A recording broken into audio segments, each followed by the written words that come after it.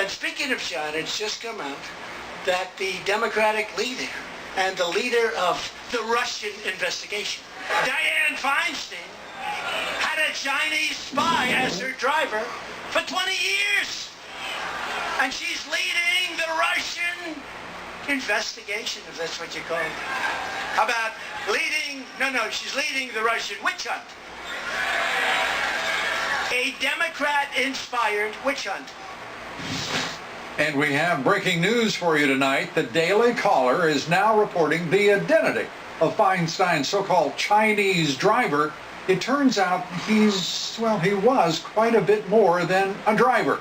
Joining us tonight, Daily Caller's investigative reporter, Luke Rosiak.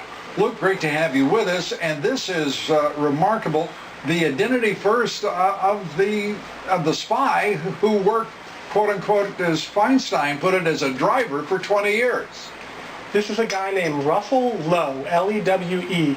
He's a Chinese American who was her office manager for 20 years, so he's not a low-level guy. Did you say office manager? He was office manager in San Francisco, so he was higher up. He was meeting with ambassadors. He was, attending high-profile events. He was not a gopher. He was not just a mere driver, as Feinstein characterized him. Well, perhaps she mischaracterized or misremembered. That's quite a different matter. And as office manager, he would have access to all sorts of information, as well as the comings and goings of Dianne Feinstein, who served as the chair of the Senate Select Committee on Intelligence for years and years.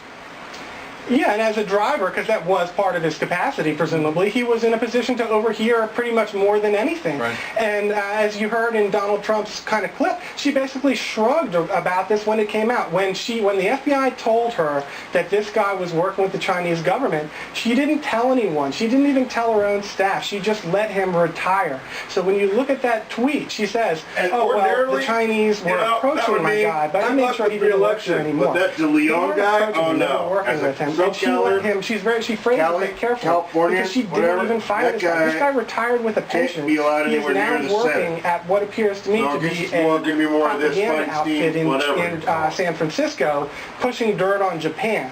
So this isn't a guy that was merely recruited by China. He's a sort of a player in these geopolitical warfare battles, this militant Chinese guy who's professionally involved in this kind of thing. And he's out there actually continuing to make speeches where he is billed as a former aide to Dianne Feinstein. And that's what happens when you cover up things like that. The people get to go ride your coattails and continue to associate with you. He's not disgraced.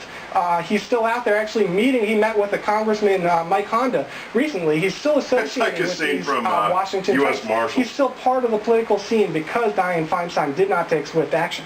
And his name again? Russell Lowe, L-O-W-E. It's amazing. Chinese American, still in San Francisco, and without belaboring the point, where in the world are our intelligence agencies? They are the ones who informed Feinstein of his that he had handlers, not just simply people with whom he had little conversations, had handlers from the Chinese government driving his efforts. Right, and when you witness a cover-up like this, who knows what you can believe, but the limited information that we've heard is that they said, okay, he stole political information, but not national intelligence, so we're not going to prosecute him, but what the sense that I get is that Feinstein told them, hey, there's no need to prosecute this, let's just make it go away quietly, and the FBI was happy to do her bidding. Well, it's almost presages the Comey struggles between gross negligence in the investigation of Hillary Clinton, and landing on, instead of gross negligence, extreme carelessness, which did not mandate prosecution. He said, it turns out that that's a false, if you will, choice, and not true at all. Let's go to Feinstein's tweet responding to the president, calling her out. This is Feinstein's response to the Trump tweets. The FBI told me, she acknowledges, told me 5 years ago it had concerns that China was seeking to recruit an administrative member of my California staff despite no access to sensitive information. I took those concerns seriously, learned the facts, and made sure the employee left my office immediately. Well, now that sounds absolutely casual and harmless. No threats, no secret, access to secret information. But again, it wasn't a dragger either. It was her office manager. Well, keep in mind the way that, she didn't express any outrage here. The cognitive dissonance is enough to make your head explode. I thought we cared about meddling. I thought we cared about national security and classified information. And when it happens to the Democrats, as it has time and time again, they kind of just take such a casual attitude. Remember, Feinstein was the one who, when the Intelligence Community Inspector General, Charles McCullough, who was an Obama appointee, he was kind of the one who actually found classified information on Hillary's secret email server. And he said that he was bullied by Dianne Feinstein until he dropped it, which is a pretty huge deal. And another huge deal, she's not unacquainted with huge deals.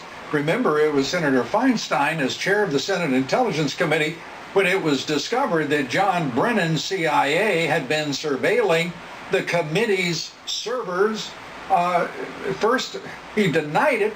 So they not only spied on the Senate Intelligence Committee, which has oversight responsibility in addition to everything else. If that wasn't bad enough, they were in charge of oversight.